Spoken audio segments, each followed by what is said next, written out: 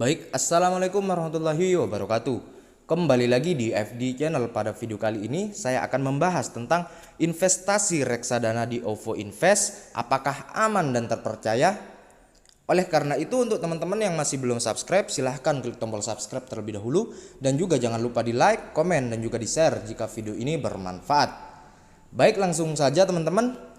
Ketika kita berurusan dengan menyimpan uang, kita atau teman-teman di sini tentu ingin berhati-hati agar uang kita tetap aman. Jadi bila kita menaruh uang di instrumen investasi, lembaga atau pihak pengelolanya itu harus bisa dipercaya. Jadi hal ini juga berlaku dalam kita berinvestasi reksadana. Bagi kita yang baru mengenal investasi, pasti bertanya-tanya apakah reksadana ini aman dan juga terpercaya. Sesuai dengan komenan teman-teman di video saya sebelumnya, apakah aman bang, apakah aman kita berinvestasi di OVO? Jadi perlu diingat, reksadana adalah kumpulan dana investor yang dikelola oleh manajer investasi untuk dimasukkan dalam aset-aset keuangan seperti saham, obligasi, dan juga pasar uang. Jadi reksadana ini adalah investasi resmi yang diawasi oleh Otoritas Jasa Keuangan atau disingkat dengan OJK. Jadi reksadana pasar uang Manulife OVO Bareksa Liquid dalam fitur investasi di aplikasi OVO ini yang kita pakai merupakan kolaborasi OVO dengan Bareksa. Bareksa ini adalah aplikasi atau platform nomor 1 yang bisa dipercaya atau yang memiliki investor terbanyak di dalam platform-platform aplikasi reksadana yang lainnya.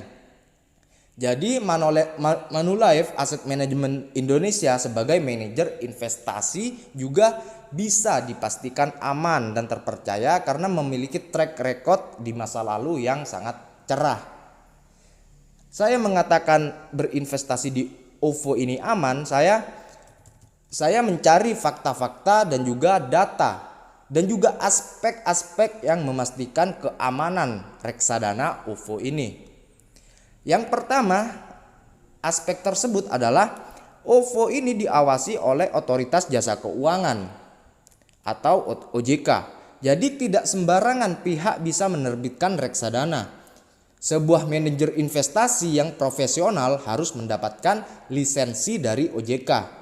Kemudian untuk memasarkan reksadana, sebuah lembaga juga harus mendapatkan izin sebagai agen penjualan efek reksadana. Dari siapa? Ya pasti dari OJK. Dan OJK itu menyurvei tentang reksadana atau manajer investasi yang dikelola tersebut. Jadi setelah selesai disurvei atau diperiksa oleh OJK, barulah OJK menerbitkan atau memberikan izin kepada platform investasi di OVO tersebut. Dan aspek yang kedua adalah dana di bank kustodian. Jadi uang kita yang dikelola oleh manajer investasi juga tidak disimpan dengan sembarangan, tetapi ditaruh atau disimpan di bank kustodian. Dana ini terpisah dari harta bank yang lainnya, seperti ada brankas khusus. Bahkan manajer investasi ataupun APET tidak bisa secara langsung memegang dana kita yang ada di bank kustodian. Jadi bila kita membeli reksadana, uang kita itu masuk ke dalam rekening reksadana yang ada di pihak kustodian ini. Nama rekening masing-masing reksadana pun sama dengan nama reksadana yang lainnya. Jadi bukan rekening nama PT atau manajer investasi, karena hanya bisa digunakan untuk kepentingan pengelolaan reksadana itu saja. Jadi manajer investasi ini hanya mengelola. Uang kita ada di mana? Uang kita itu ada di bank kustodian. Jadi aman, tidak ada campur tangan dari manajer investasi atau dari PT dari perusahaan OVO tersebut. Karena OVO ini sebagai platform atau sebagai wadah, nanti dari OVO itu dikirimkan ke bank kustodian.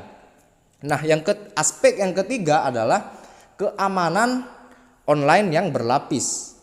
Ketika kita membuka aplikasi OVO, tentu kita memasukkan password terlebih dahulu atau pindai biometrik sesuai dengan keamanan perangkat, memakai sidik jari, dan kemudian setiap transaksi baik pembelian atau penjualan reksadana dalam OVO Invest ini harus menggunakan password lagi. Ini yang dikatakan keamanan yang berlapis. Jadi transaksi reksadana online ini sifatnya sangat pribadi karena dilakukan juga di perangkat pribadi, di perangkat kita.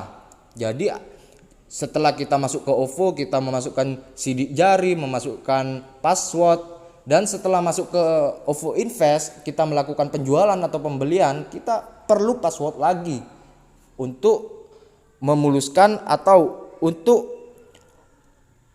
penjualan atau pembelian kita itu selesai, kita memerlukan password lagi. Dan yang keempat, pencairan dana ke rekening investor.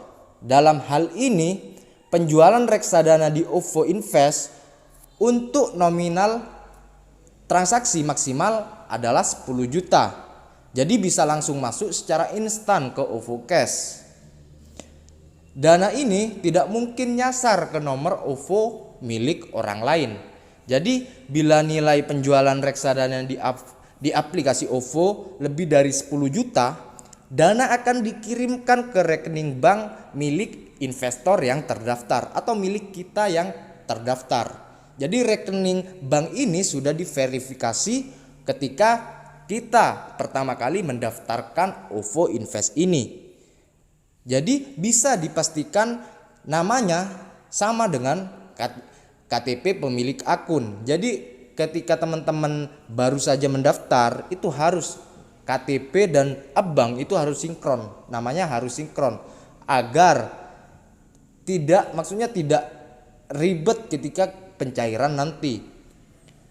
Nah, itulah 4 aspek keamanan bertransaksi reksadana online dengan fitur investasi di aplikasi OVO yang bekerja sama dengan Bareksa.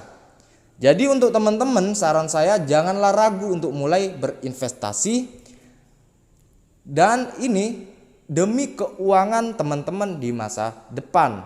Jadi jangan lupa untuk terus menabung untuk masa depan teman-teman.